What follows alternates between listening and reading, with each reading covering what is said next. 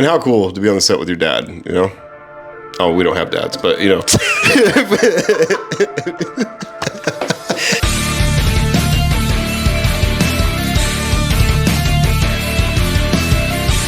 Welcome. I'm John Canopener. And I'm James Wang. And together we are Rock Hard. And today, we're talking about, well, we're not talking about Scream 1, I'll tell you that. We're talking about Scream 2. Little film that came out in 97. And we're going to have James take it away with a few facts about the film. Take it away, James. So the first one I have for you guys, this one says, principal photography for Scream 2 began a mere 6 months after Scream was released. It even managed to debut just a shy of a year from the first one's release as well. Kind of impressive, especially for the time. Yeah, kind of. This next one, I didn't even know was an actual thing until reading it right now. Derek. For the role of Derek, Wes Craven had actors perform the iconic I Think I Love You scene for their auditions, and Jerry O'Connell won the role that way. What if he fucked it up? What if he's like, I think I'll kill you. I mean, I love you. That's gotta be a trip though. Imagine just like coming on like wherever they're doing the auditions and they're just like, all right, sing this song. What if you didn't know the song? What if you're just like, okay, later. All right, I'm just gonna show myself the door. Fuck me. Not doing it. Go ahead. I'm gonna go get a job. I'm gonna go flip burgers. I didn't know this was part of it. I can't even sing, but yeah. Yeah, I like that guy. What was it, Stand By Me? The fat kid from Stand By Me? The fat kid in Stand By Me. And lastly, this one is a big shocker. You even shocked my friend John over here. All right. So the character that played Police Chief Hartley was played by Louis Arquette, the real-life father of Dewey himself, David Arquette. Had no idea. Not a clue. Yeah, and this movie out for like almost like 20 years. Why they look so different then? Straight up. I'm just kidding. No, it's true. We fact checked. That's crazy. That's cool though. I mean, that must be a pretty cool experience because you already have that chemistry. You already kind of know the person, so you kind of. And for some reason, now that I know that, I kind of see, a father-son relationship on, between him together, and it's crazy. That's cool. Yeah, like when they're going over the names, remember that? And Gail's cracking the code on, as in Casey Becker. You know what I mean? Yeah. Oh, that shit. Who is it? It's Dewey, and it's the sheriff, and then it's Gail. Gail, yeah. So it's like two of them are married. One of them's the dad. Is like a perfect little. I had no idea. Did you guys know that? I had no idea that was David Arquette's dad. What was his name? Louis Arquette. Louis Arquette. That's cool. Cool little fact. But yeah. So we are going to get into the meat and potatoes. Meat and potatoes. The stuff that we noticed in our recent watch of Scream 2. Stay tuned. Yeah, these are the positives that we both saw and agreed on, and we thought we'd share them with you. Okay, so here we go. The first one that we have here, we're gonna start out with a negative here. Quickly to a positive though. First negative, Jada Pinkett's in this movie. The positive, she dies really fucking early. Is she not annoying as fuck in the beginning? Yes. I have my money. I asked for your money. I was like, bitch, get out of here. I'm just going to see by myself. You don't want to be here? Go see your fucking Sandra Bullock bullshit, and I'll be over here getting free costumes and hanging out with fucking this awesome crowd, which would be annoying as shit, by the way, if you were really in a theater and people were like, I'm going to stab you, man. Yeah. Kill. But when she biffs it, I was like, okay. Yeah. I mean, it's a sweet opening. It's cool.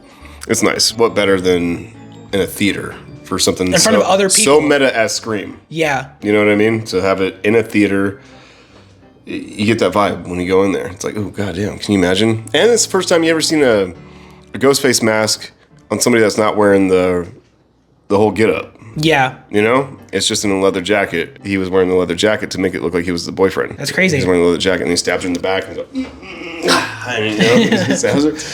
this Ghostface is probably the most animated I've ever seen. You know what I mean? Just his little head nods and shit like that. And so that's our first one. I know we said they're positives, but that is a positive. We wanted to. Jada Pinkett's in it. She dies really quick. So another personal positive that John and I both noticed was Dewey's theme. This is the first movie where Dewey gets his theme. And his theme is that bow down down down. Bow down down down. James is vibing right now. James is vibing. I think it kind of gives him like a fucking sick, badass cowboy vibe. It is. It's like a westerny. Just it works perfect for Dewey. It just does. 'cause Dewey is a solid dude. What do you guys think? I think Dewey is like the epitome of what a hero should be. You know what I mean? Like he wants to. He might not be the strongest. He might not be the biggest, but he deserves that fucking theme because of just how much heart he has. He's kind of like Captain America before he got buff. Yeah, for real. That's kind of how it is. But yeah, so we have Dewey's theme. Dewey's theme gets introduced here. I think it's played out throughout the franchise. We're going to look when we go through these and see how many times it is. Because I don't know if it's in Scream 3. I don't know. But we'll see when we get there. It's our next one. Keep an eye out. All right, well, for this one, we're going to go a little bit fast forward. The scene with Cece when she's alone by herself in the sorority house. Was it Omega Zeta Beta? Omega Beta Zeta? Or whatever. Omega Beta Zeta?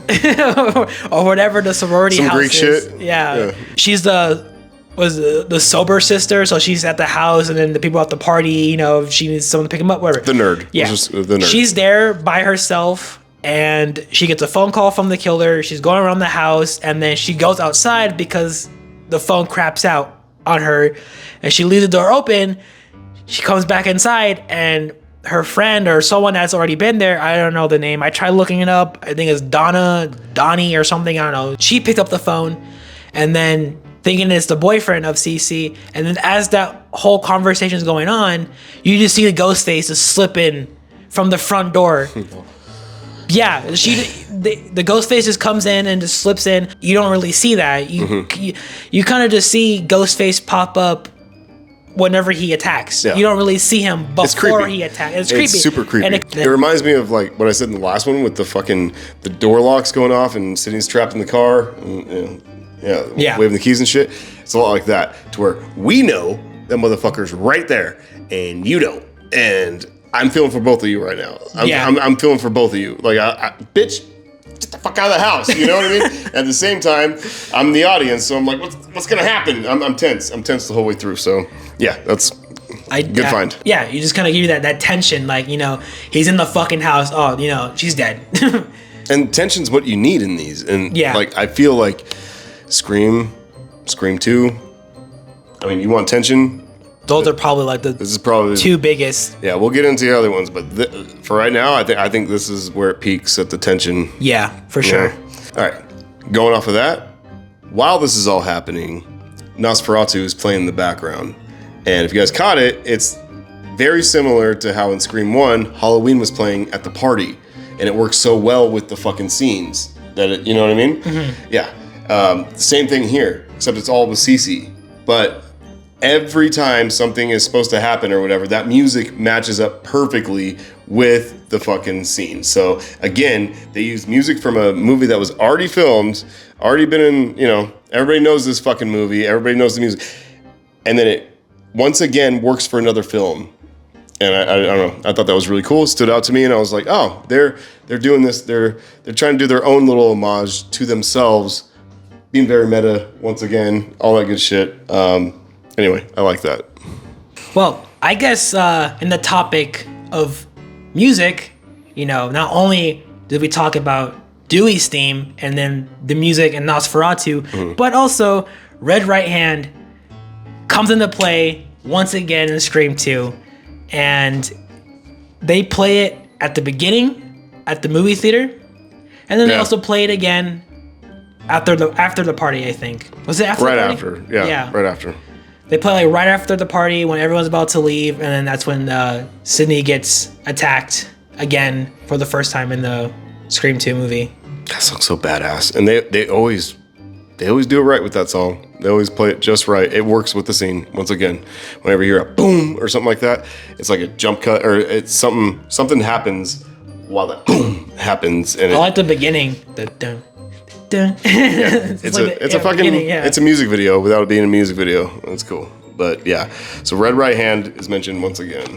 Okay, and then going off of that, we have Mickey's a little more fucked up than we thought because he pushes blame on everyone. And we both noticed this. Mickey, this kind of shows how crazy Mickey really is because Mickey, not only is he's already a serial killer, you know what I mean? But he also likes to fuck with people just to fuck with people.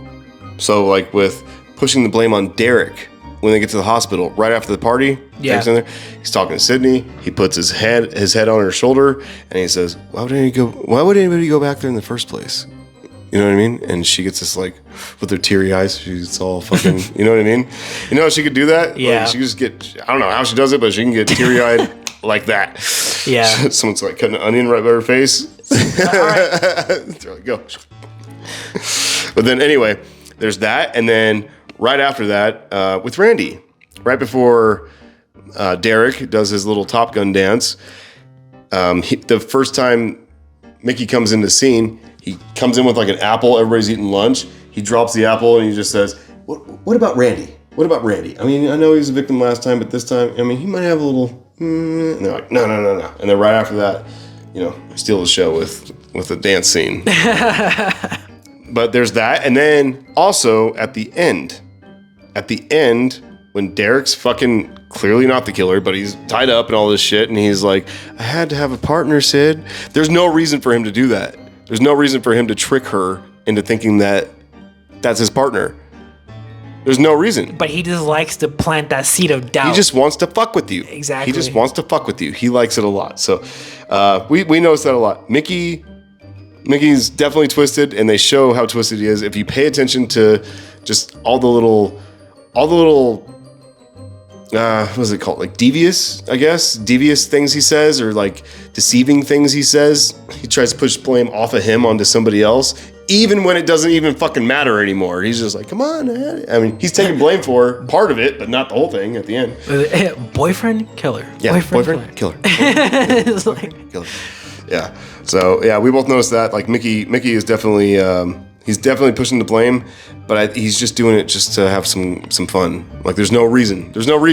Nope, absolutely. Because he wants to get caught. That's his whole thing. He wants to get caught. For this next common positive that we had was, I don't know where the fuck they were at, but Dewey and Randy, Baskin Robbins, or wherever the fuck they're at. And then we finally get the very first edition of Stab. Yep. And the one scene that stood out, which is the only scene that we saw, was with Luke Wilson and what was that chick's name again? Tori Spelling.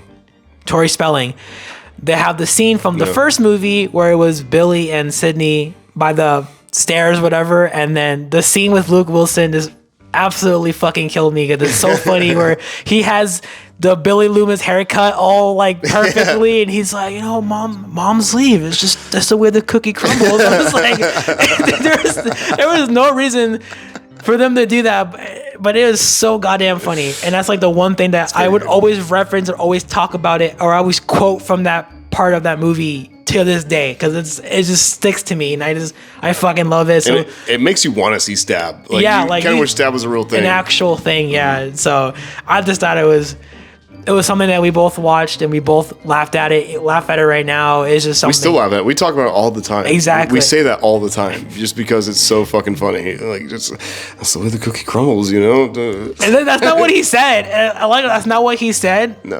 And but it's close enough that it makes it funny. Like, it's really sweet. Going on from there, we found this very impressive that David Arquette could keep this limp the whole time. Yeah. As Dewey, because he got stabbed in the last one. Some nerve shit, severed nerve. I think that's what he said. Yeah, severed nerve or whatever. And the whole movie, he's got to be limping, and he has to keep his arm up, like about here, like holding it to his chest, and he's just like got to keep up with the limp. Even running. And stuff. Yeah, dude. Like I don't. Going upstairs. Like, stay here, Gil. And Gil's just watching him. He's like taking forever for me. She's like, I could just go. No, stay. What'd I say, bitch? Just keep going. We never think about this, but with acting, like, it's got to be tough because we think they're just pretending to be somebody else. Like, how hard could it be? But really, I mean, you have to be in a certain place at a certain time. Your mark's here. You have to take all these steps here. Remember your fucking lines. Remember to limp. Natural. I mean, you got to be like on point, and you can't waste any fucking time. There's pressure. You know what I mean? And you got to fucking do that. So for David to just come out of, I hate hearing how he's not a good actor. I've heard that plenty of times, that David Arquette's not, yeah, it pisses me off because that proves he's a pretty good actor. Yeah, to keep up with the limp, yeah. And doing all that shit. Like, yeah. People have no idea. I have no idea what it's like to be on a set, but I can respect that there's a lot more than what you think is supposed to be on a set, you know? Oh, like, yeah. Yeah, how much can you convey that you've been stabbed and this is how you are now and everything? Like, and I'm sure they just threw that at him. Like, yo, you got to have a limp in this. And he's like, like, you guys. Can we have a surgery later to where I get fixed? Or, yeah. We found that very impressive, though, that David Arquette could keep that up through the whole movie. I mean, it's cool. It's cool because it's totally different from the character in the first one. For this next common positive that we thought was pretty sick was the scene where the two cops are transferring Sydney and Hallie, to the police station, where they're just transporting them somewhere. I don't really understand. They're just getting them out of the college. Yeah, they're just taking them out there to a safe location.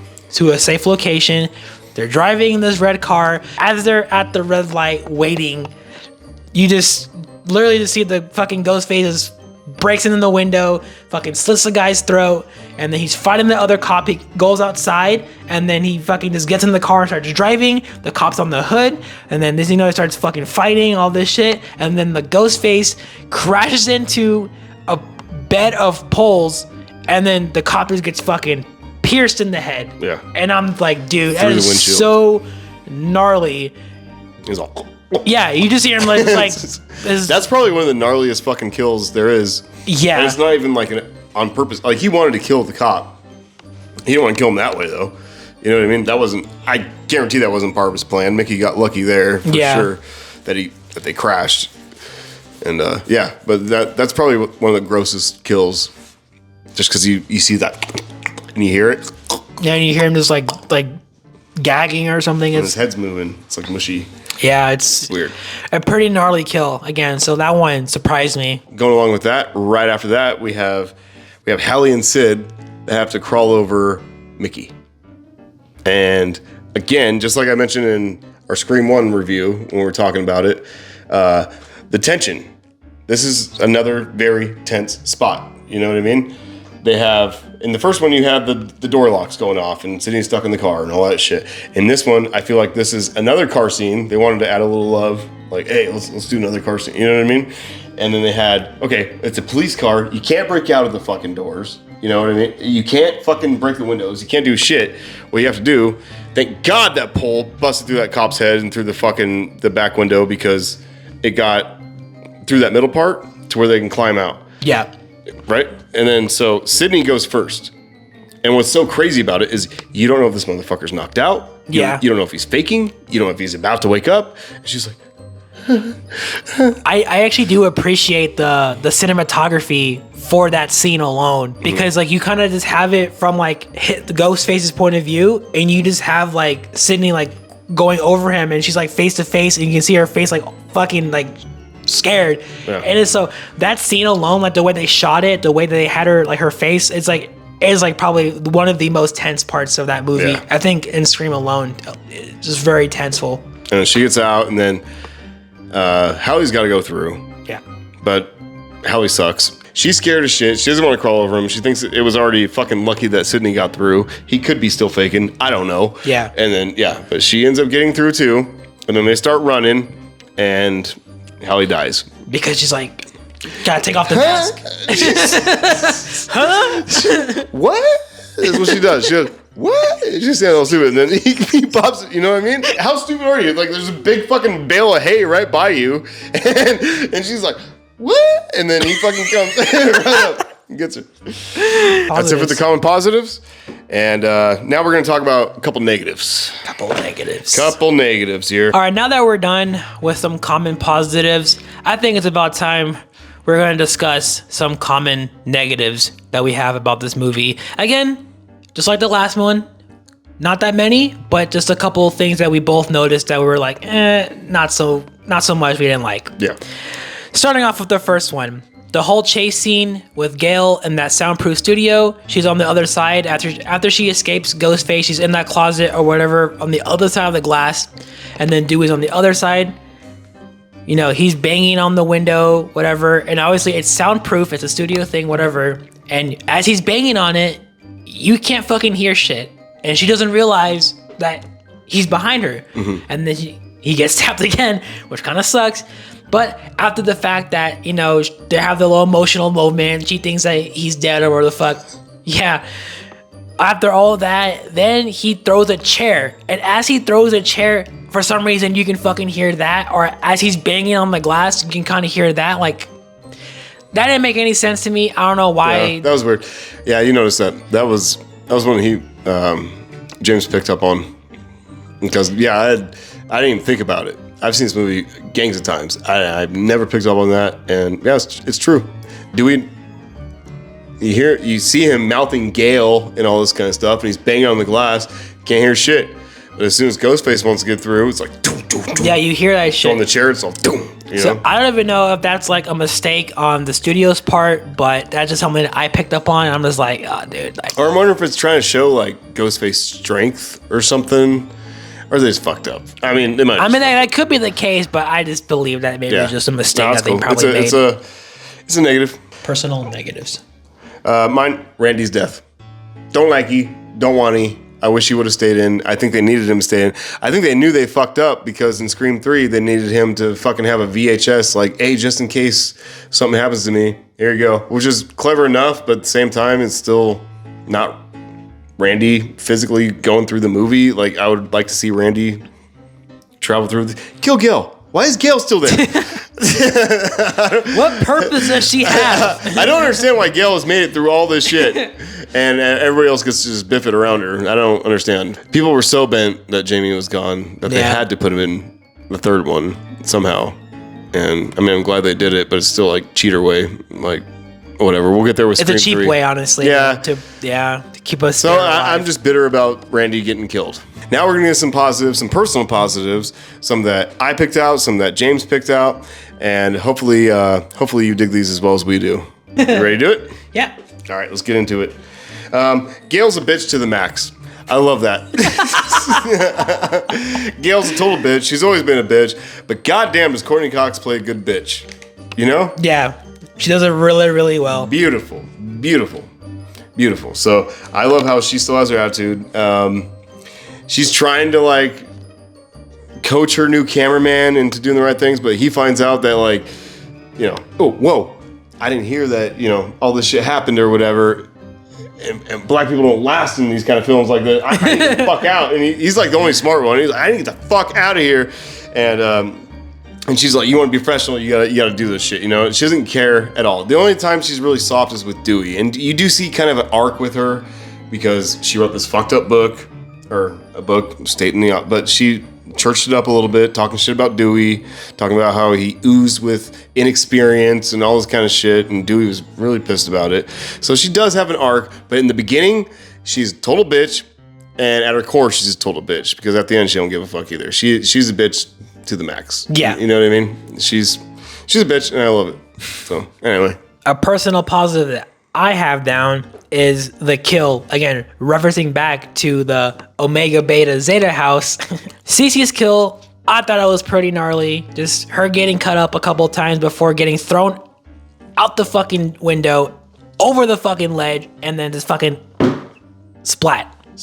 Very gnarly. Aside from the cop kill, I think that was another gnarly kill, because it shows the fucking aggression of and how much this Ghostface killer, Mickey, doesn't really care about anyone's well-being. He just wants to fucking kill. No, and he had some beef with sorority bitches, because in the beginning, when those chicks were trying to come up and like, hi Sydney, are you coming to our party later? You know, yeah, that bitch. Yeah. When they came up, fucking, it's a different sorority, but Mickey was like, whatever it was, Beta, Zeta, or whatever, is the biggest bunch of fucking. He had personal beef, so I think he definitely projected that onto Cece. Again, another little fucking nugget of truth that Mickey is fucking, you know what I mean? Crazy. They're planting seeds all along. Like, yeah, it's cool.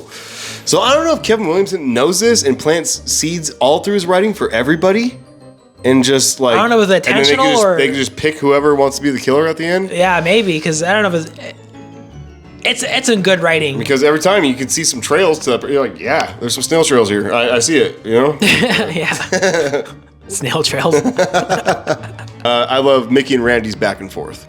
Oh yeah, Mickey and Randy's back and forth, and well, not even just in film class, but even after that, you know, at the party and stuff, they're still talking about sequels and which ones are better, and so all good pissing contest. And as we learned through just discussing today, that we learned that Mickey was, hey, sequels sometimes surpass the original. I'm gonna fuck you up. Just wait.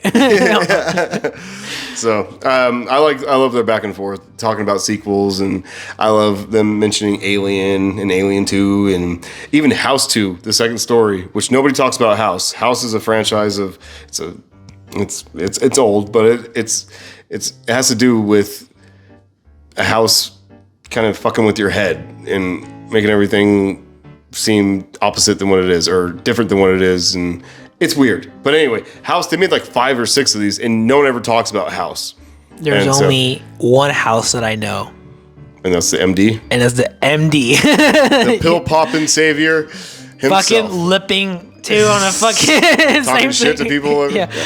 Anyway, but yeah, they mentioned House, the second story in that scene, too. And I'm just like, oh, wow, that's crazy. Yeah, it's the second story, the sequel, House 2, the second story. That's a pretty clever name for a sequel. And me and my mom, we always mention House because there's this one, I think it's part 5, maybe.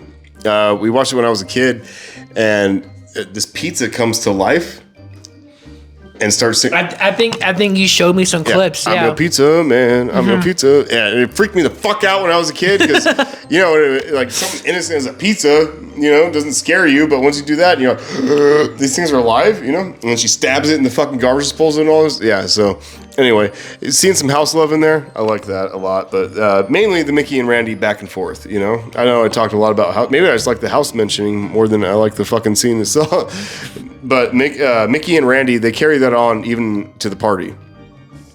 What are they talking about?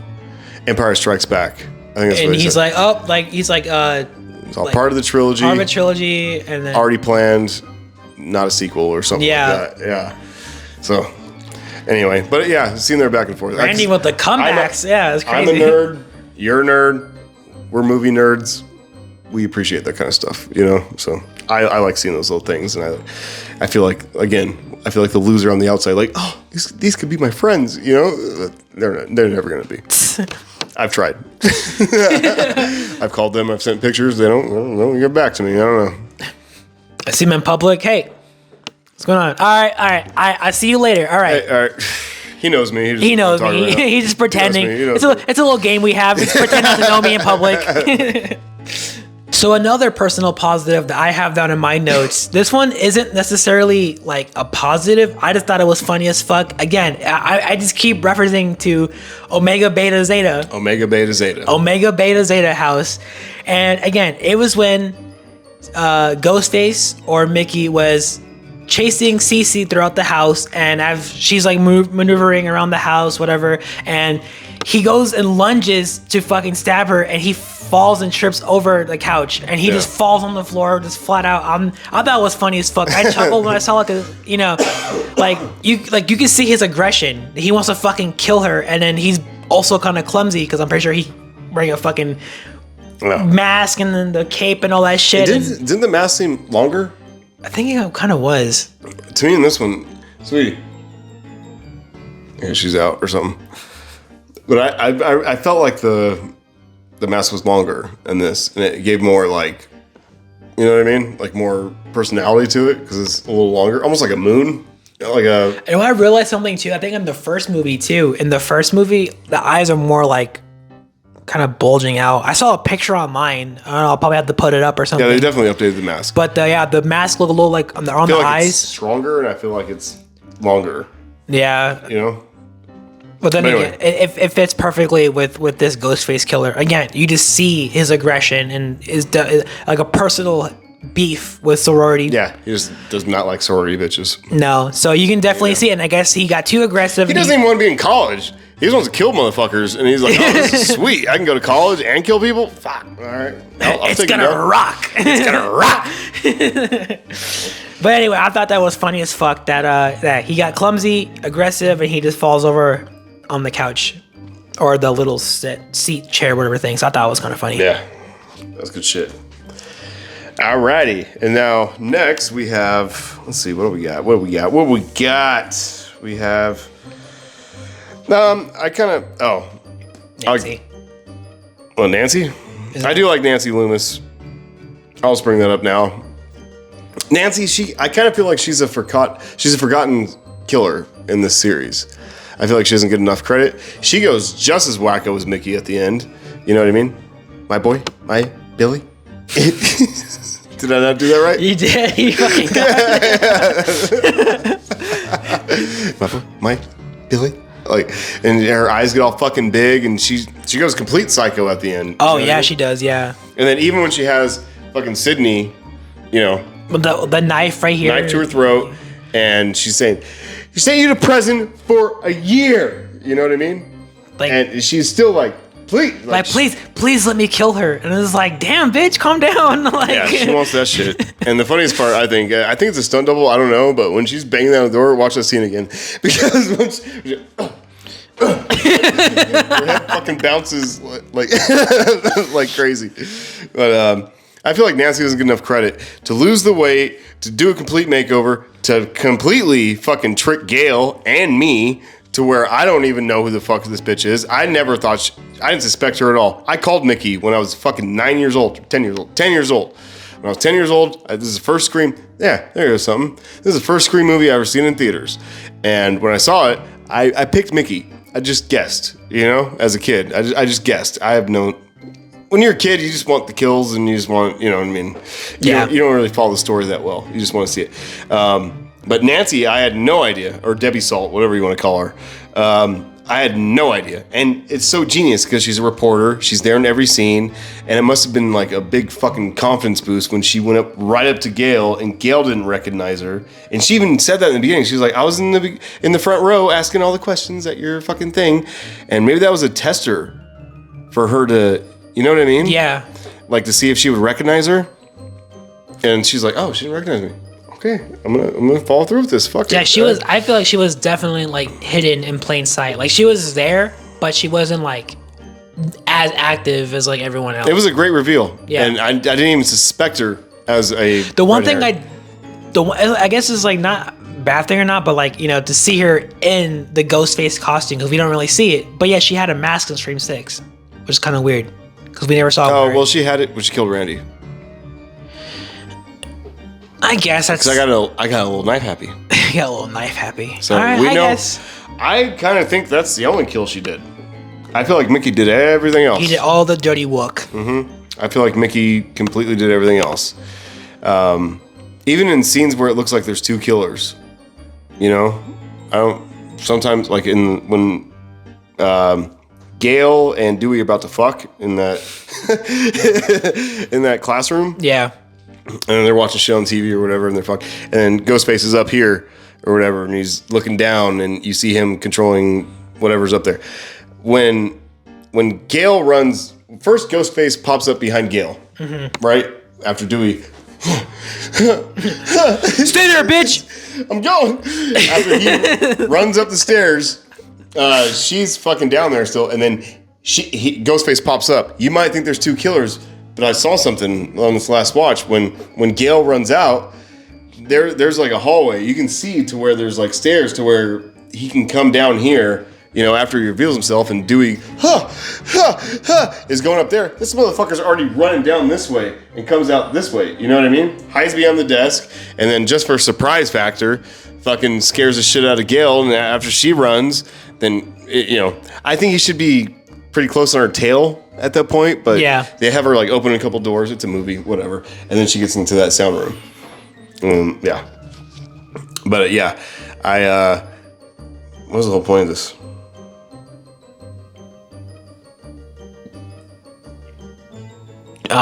Fuck.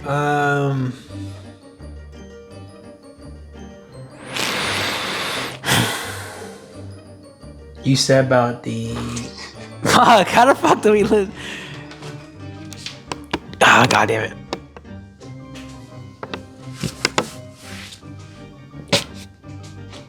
I was talking about Nancy. You were. Oh, because I was talking about how how it's crazy how we don't really see her in the Ghostface costume at all, but she has a mask in Scream 6, and then she had it on when he killed Randy. Okay, let me do it again. Okay. Just the Nancy part. Okay. Okay. All right. And I feel like Nancy deserves. And I feel like Nancy deserves a little credit here. We hardly ever hear anything about Nancy Loomis. Do you guys ever talk about her? I bet you don't. Because Nancy, I mean, she's just as crazy as Mickey at the end.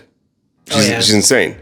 And when she, I really want my boy, my Billy. I can keep that part in. I could do some cuts to that too.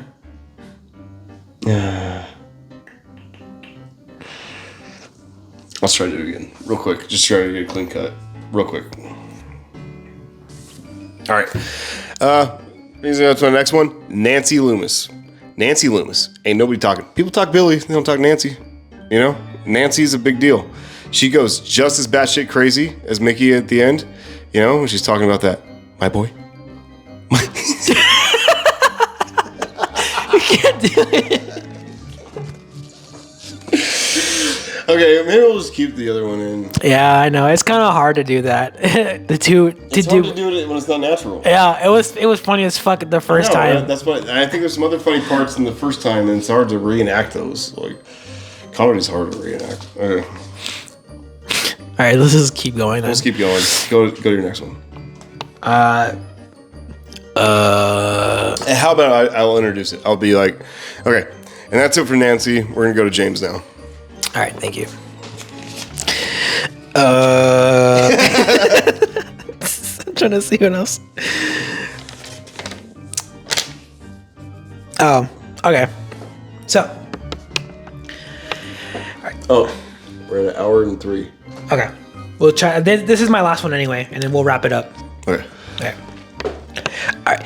So, for my last and final personal positive, I put that the overall movie, it is probably one of the best Ghostface reveals I think of all time. It was like, I guess the most suspecting, but it was still more suspenseful either way. Like, we kind of have an idea about Mickey because he kind of has like that little craziness to him.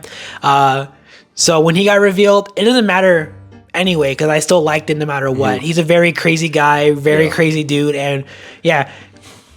Again, just one of the best reveals of all time. He's probably up there. He's funny. Yeah. He's psychotic. I always thought he was a perfect blend of Billy and Stu in one person. And then Nancy Loomis, when she was revealed to be the other Ghostface killer, kind of. I say partially because again, Mickey, I feel like he did most of the killing. Yeah, I think Nancy, all she killed was Randy. She's like the Billy. She's like the Billy of the first movie where she's like the brains. Yeah. And then Mickey is just the brains. Exactly. Oh, I think you just fucking nailed it, man. Yeah, because Billy was the brains. Stu did a lot of the fucking, because he's like, he take a knife and you got him from stem to sternum. All that shit, yeah. Yeah, and he's like, hey, it's called tact, fuck rag. Like, he's trying to keep him on track. And then, Nancy's the same thing. She knows Mickey's retarded, you know? And he just wants to fucking kill people, and he's already successful at it. So I'll pay your tuition, motherfucker. You go in there. I just want Sydney. You do all your dumb movie shit you want to do. We'll play it out. I'll play along. It's fine. I'll give you a little kudos, but I'm killing your ass at the end of this, and I'm gonna get away scot-free. I'm Debbie Salt. I'm not Nancy Loomis. So. And so again, just one of Mickey's the best reveal is best great. reveals. One of the best. Mickey and Nancy again, because completely under the radar, just right in front of us, and then to be revealed is really cool. And also just again the headshot that Sydney gives to Nancy at the end is fucking bah. Now she's dead. I'm just like, that's fucking savage. Like she's over this shit. She's like, another killing. All right, full fuck, and then take no chances. Is fucking one clean the head. That's it. Yep. Pretty savage. I wish Dewey would have remembered that. We'll get there. Anyway, we'll get there. All right, what I you have got? one more. All right, what you got? What you I got? got uno más. Uno más. I have Cotton. Cotton motherfucking Not Leary. polyester. I got Cotton right now. Cotton becomes an iffy hero. Iffy. He's iffy. Yeah. Because you can tell Cotton's. I dig Cotton. I know he plays it so well though. He plays the iffy factor. Like if he might be a killer. I don't know. He plays almost as well as Billy, but he does it in like more of a